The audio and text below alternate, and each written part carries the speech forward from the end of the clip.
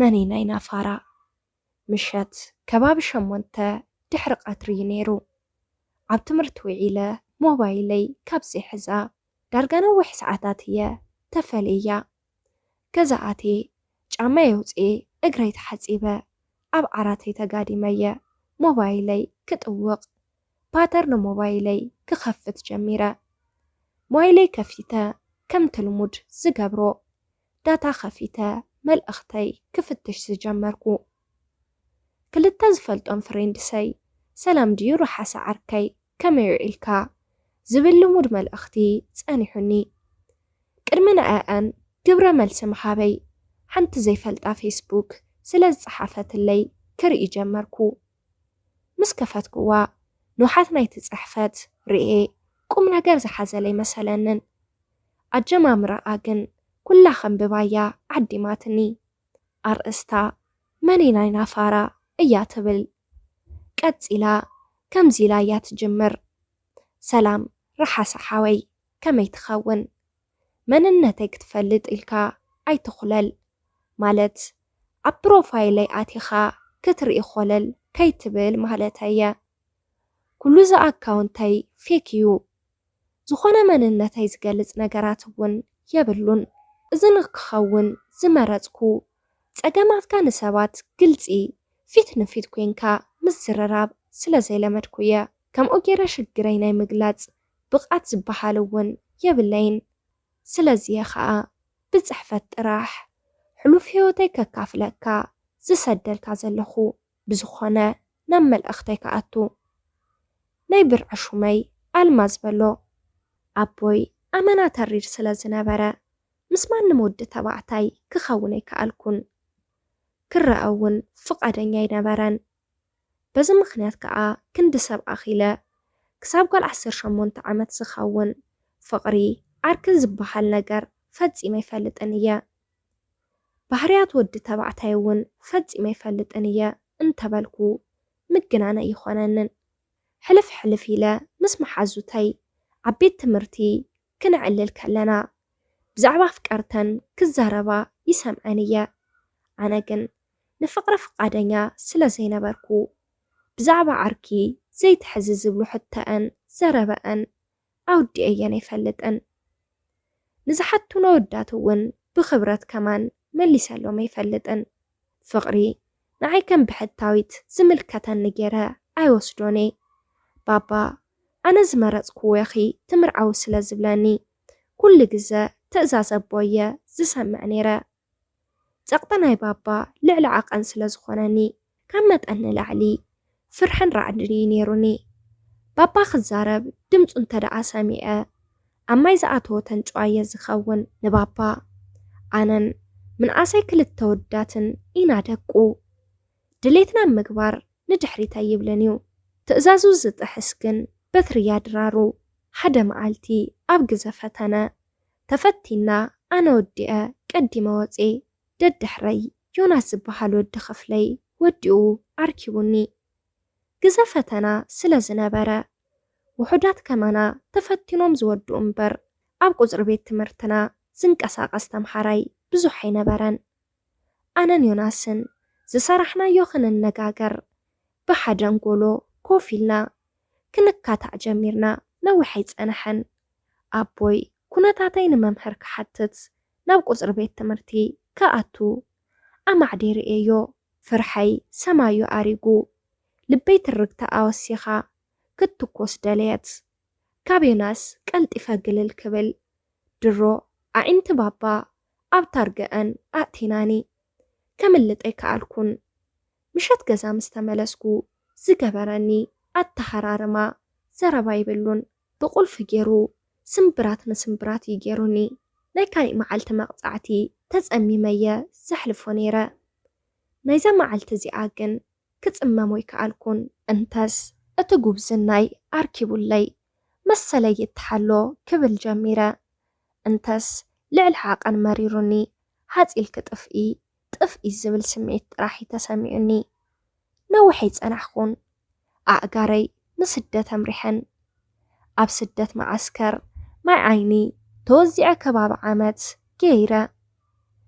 ምልክዕቲ ምዃነይ በቶም ናይ ሕቶ ፍቕሪ ዘቕርብለይ ዝነበረ ውዳት እየ ነብሰይ ፈሊጠያ ዓርኪ የብለይን ኣይነበረንን እውን ክብል እንተለኹ ማንም ሰብ ዝኣምነኒ ነበረን ቢንያም ናይ ብርዐ ሽሙ እዩ ዝነግረኩም ዘለኹ ሌላና ብፌስቡክ እዩ ከም ፍሬንድስ መጠን ንዕልል ንጽሓሓፍ ድሕሪ ግዘ ምሕር ምቅርራብና ናብ ጥቡቕ ምትሕስሳብ ምትሕልላይ በፂሑ ድሕሪ ግዘ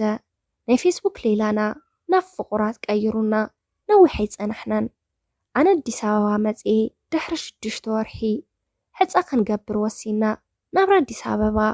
ሓውላ ዘይብሉ ሰብ ገድሊ ምዃኑ ብኩሉ ነገሩ እየ ኣስተውዒለሉ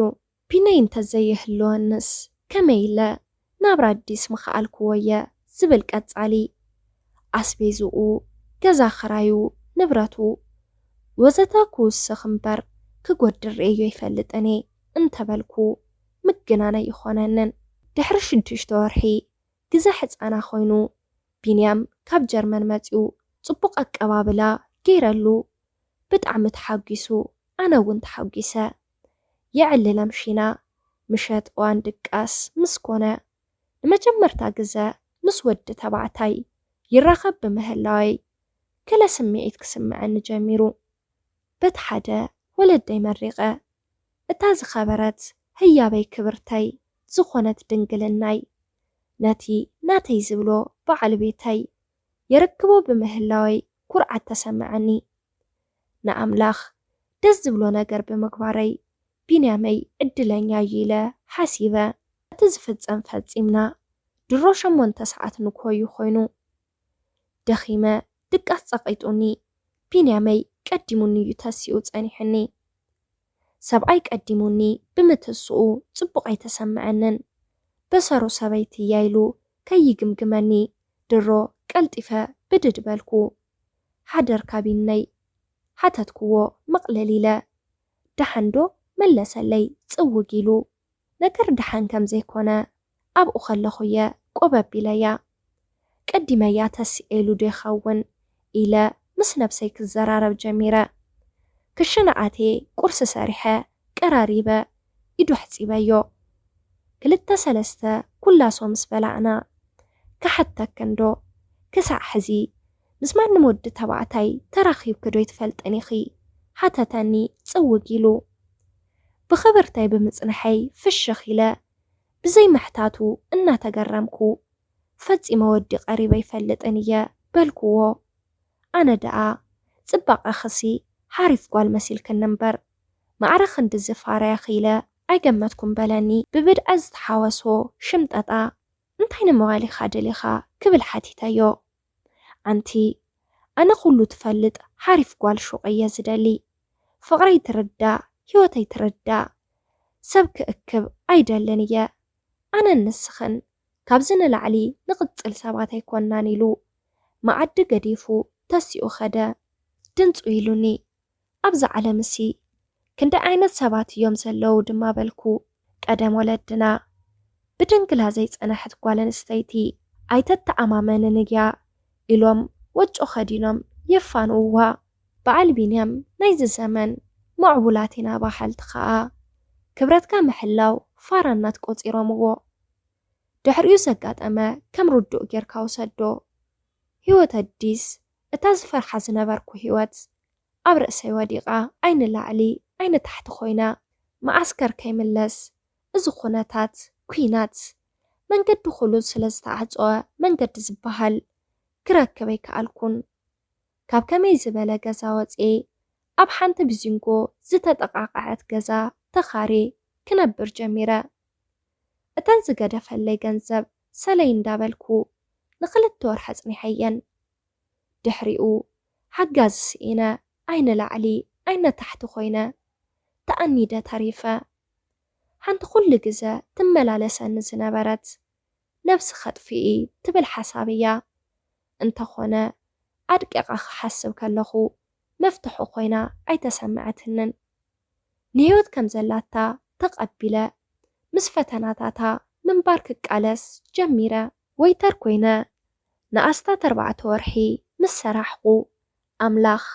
ጸድፊ ይፈጥር እሞ መዳይቦ ኸኣ ይገብረሉ ከም ዝበሃል ኣብ ስራሕና ብዙሓት ኣርቲስታትን ሰብ ዝናን ስለ ዝመላለሱ ሓደ ቀጻሊ ደብተርን ቢሮን ዘይፈሊ ዓሚል ኩሉ ግዜ ቀዊሉ ይጥምተኒ ብምንባሩ ሓደ መዓልቲ ኮፍ ኣቢሉ ከዘራርበኒ ፍቃደኛ እንተኾይነ ሓተተኒ ቁመትክ ክንደይ ትኾኒ ናይ መጀመርታ ሕትኡ እያ ነይራ እንድዒ ተዓቂነ ይፈልጥን እየ ኦኬ ፀገም የብሉን ክትዕቀኒ ኢኺ ፍቃደኛ እንተደኣ ኮይንኪ ኣብ ውድድር ናይ ሞዴሊስት ከመዝግበኪ ክትመሃሪ ድሕሪኡ ኸኣ ንዓይኒ መምህርክን ንነብስኽን ብዓብዩ ኸኣ ንስድራኺ ተኹርዕና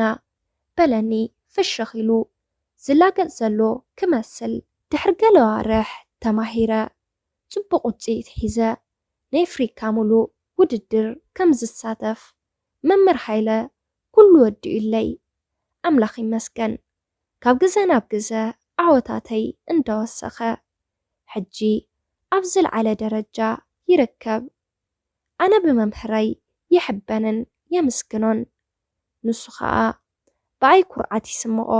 ህይወት ድሕሪ ከቢድ ፈተናታተይ መቐረታ ቀይራ ከስተማቕራ ጀሚረ ንቢንያም እተብ ልዕለይ ዘውረዶ በደል ነዚ ብምፍጣሩ ካብ ልቢ እንዳመስገንኩ ነቲ ኣጉለት ተሓሳስብኡን ነቶም ከምናቶት ተሓሳስባ ዘለዎምን ሰባት ብልቢ እንዳሓዘንኩ መነይ ናይ ናፋራ ኢላትኩም በለለይ ብዙሕ ዘምህሩ ጽሑፋት ሼር ስለትገብር እየ ብመንገድኻ ክትዝርግሖ መሪፀ ቻው ደሓንኩን ንዕላማኻ ዓወት ይምነየልካ ዝሓወይ ኢላ እታ ጽሕፍቲ ዛዘመታ ኣብ ስምዒት ኣቴ ከምብባ ግዲ ጸኒሐ ካብ ልበይ ኣስተንተንኩ ናይ ሰባት ባህርያት ገለ ፋንድያ ገለ ጨና ፈረንጂ ፈቱ ትብል ጥቕሲ ብድምፀይ ኣድሚፀ ሞባይለይ ዓፄ ጸሓፊ ረሓሰ ዑቕባ ሚካኤል ምንጪ ዛንታ ሓቀኛ ፍጻመ ሰላም ሰላም ተኸታተልቲ ማኪ ሚድያ ንሎማዓንቲ ሒዝናልኩም ቀሪብና ዝነበርና ነዚ ይመስል ነይሩ ኣብዚ ቻናል ሓሳብ ርእቶ እንተዳህሊኩም ኣብ ናይ ኮመንት መጽሐፍ ቦታ ሓሳብኩም ክትገድፉልና ትኽእሉ ኢኹም ነስ ቻናል ሓደሽቲ እንድሕር ዳህሊኹም ሳብስክራይብ ብምግባር ነታ ናይ ደወል ምልክት ብምንካእ ናይ ቻናልና ተኸታተልቲ ክትኾኑ ንላቦ ላይክ ሼር ከይተርስዕዎ የቕኒልና ብቐጻሊ ብኻልእ ዛንታ ክሳብ ንራኸብ ሰሰናዩ ንኹላትና